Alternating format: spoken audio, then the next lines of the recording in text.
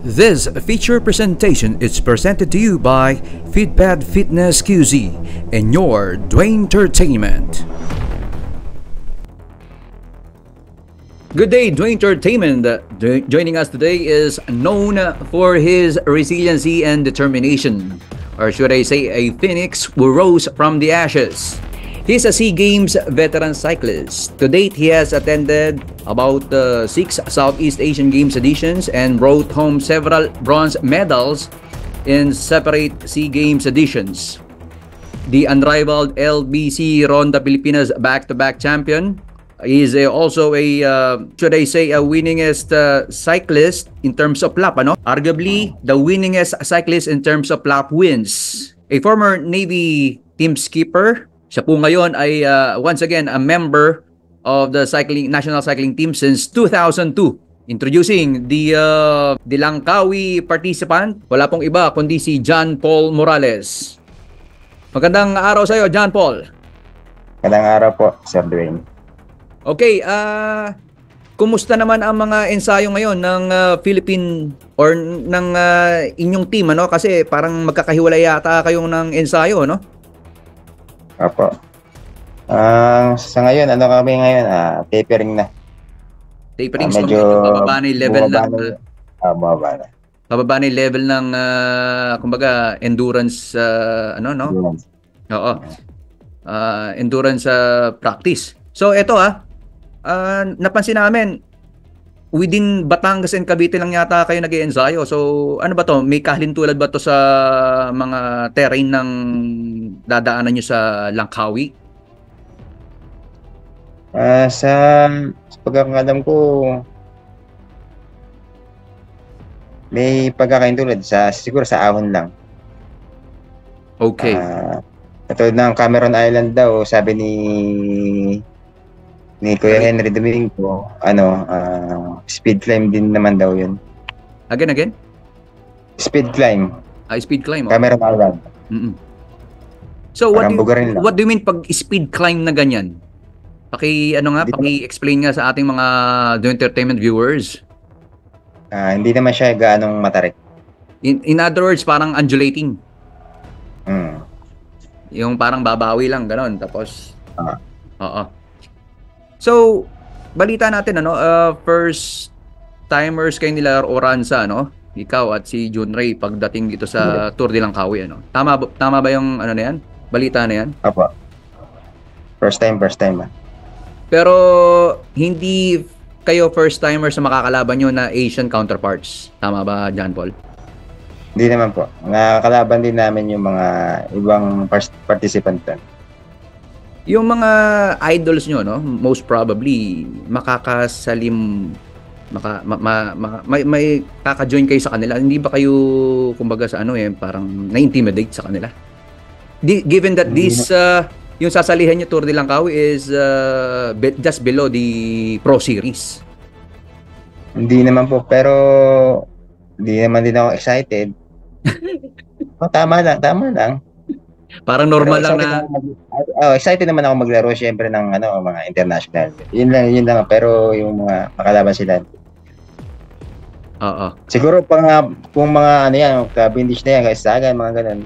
Oo. Mga talaga yun excited talaga. Okay. So, mga roughly 1,100 kilometers in totality itong i-accomplish or i-complete, Sa what stage ito, medyo talagang pinaglalaanan nyo ng ensayo, Ano pinakamahirap dito?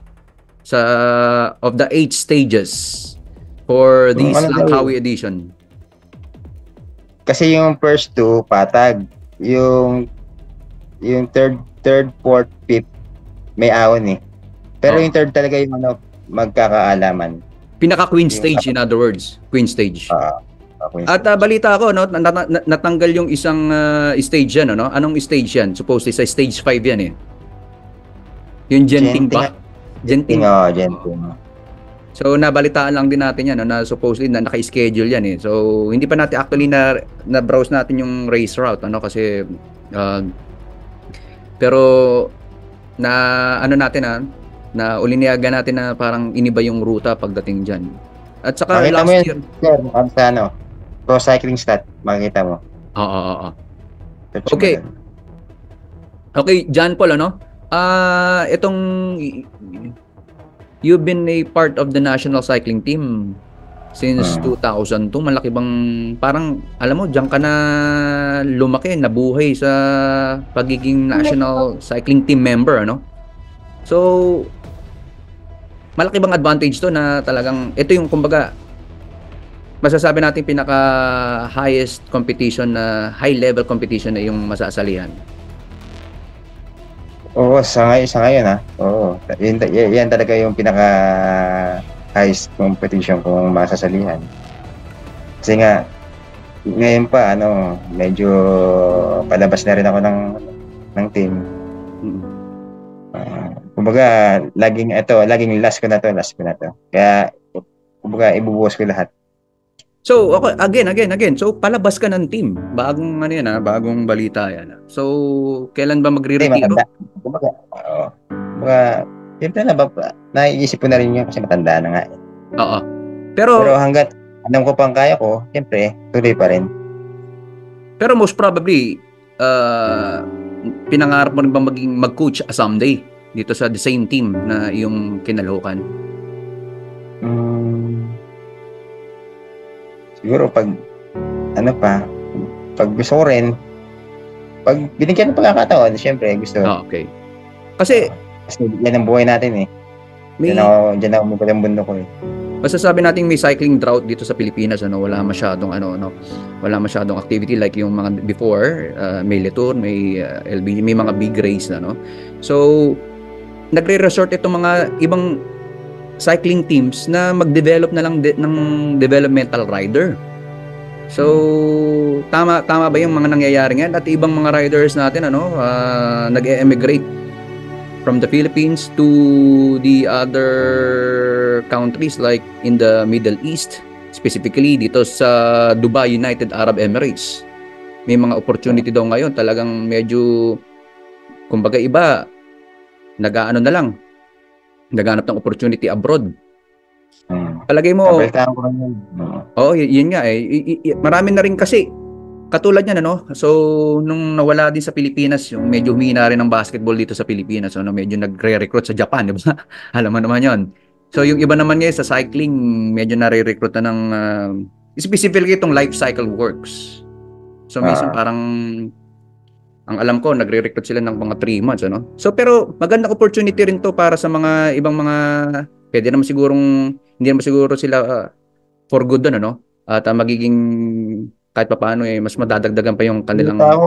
Ang balita ko kasi yun ang nila doon yung working visa kaya medyo matatagal sila doon. Mas maganda. Okay. Kasi nauna na si John Ray Bukat doon sa Middle East. So sa tingin mo, pero palagay ko yung magiging laro nyo dito sa Langkawi, palagay mo ibubuhos mo na ang lahat sa'yo as John Paul Morales na kilalang tinitingalang cyclist in the history of Philippine Pro Cycling, the only back-to-back champion, talaga namang maraming humanga sa'yo mula nung ikay na aksidente noong February 2023 at biglang nakabangon out of nowhere, biglang naglalaro na si John Paul, nasa circle na, sumali na sa Tour de Vizcaya, nanalo sa San Leonardo Cycling Challenge. So sa ngayon, ilang porsyento ng paligay mo naka-recover si John Paul? After itong mga pinagdaanan mo, Hindi ko naman masabi na 100% pero lahat ng laro ko naman kasi nabibigay ko naman yung 100% ko. Lalo na mga tour, mga ganyan, mga big event. Oo. So, ramdam ko rin dati, parang sabi ko, paano kaya, ano kaya pakiramdam nung yung nangyari kay John Paul na yun magre-recover ka sa isang painful accident talaga, excruciating something. Tapos, biglang, nagpipedal na, sumasali na sa Hindi ka ba pinagbawalan ng doktor before? Na mag-ano ka sa mga ganito mga extreme sports? Hindi naman. Hindi naman Pero naka-effect sa'yo. hindi lang talaga akong pinagbubuhat ng, pero siyempre hindi ko kayang hindi mag-practice, hindi ko kayang hindi magbuhat. Kasi yung core mo, di ba? Kailangan mong i-ano yung core mo, di ba? Kasi naramdaman ko rin yan na during San Leonardo Cycling Challenge, yung ganun pala itsura ng pakiramdam ng lumipad. Alam mo, kaso nga lang, ang pinagkaiba ko na hindi lang head-on collision to, no? Medyo... Hindi, fortunately, sa mga nagmumotor dyan, kasi marami rin tayong mga nakikita mga siklista, na mga nagmumotor din, if kumaga, may mga leisure time sila. Alam mo, mas maganda talaga nag-wear ka ng helmet. Kasi naramdaman ko talaga yung, alam mo yung, wow, para ako nalaglag lang sa kamay.